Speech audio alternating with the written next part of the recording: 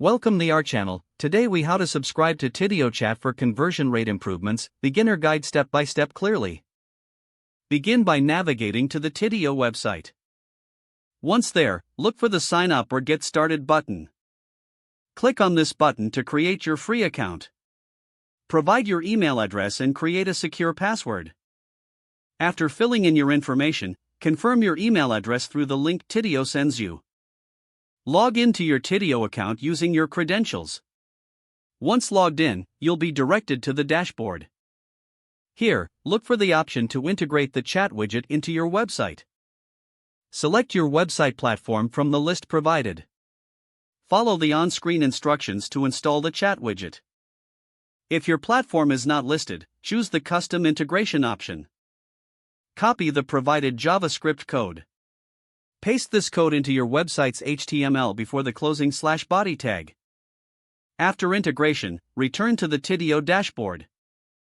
Browse through the customization options to adjust the chat appearance.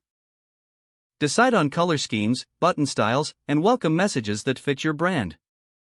Next, set up automated responses to common customer queries. Utilize the chatbot features to streamline customer interactions. Once customized, save all your changes. Test the chat widget on your website to ensure it's working smoothly.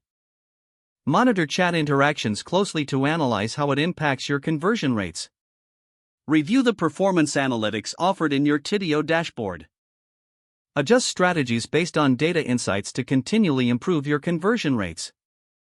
If the page does not load, refresh the browser or try again in a private or incognito window.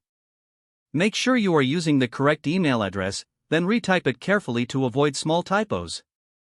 If your password is not accepted, use the reset option and create a new strong password you can remember. Check your spam folder for verification or security emails, then complete any requested confirmation steps. Enable two-factor authentication if available to improve account security and reduce unauthorized access risk. Don't forget to like this video and subscribe to our channel for more step-by-step tech guides.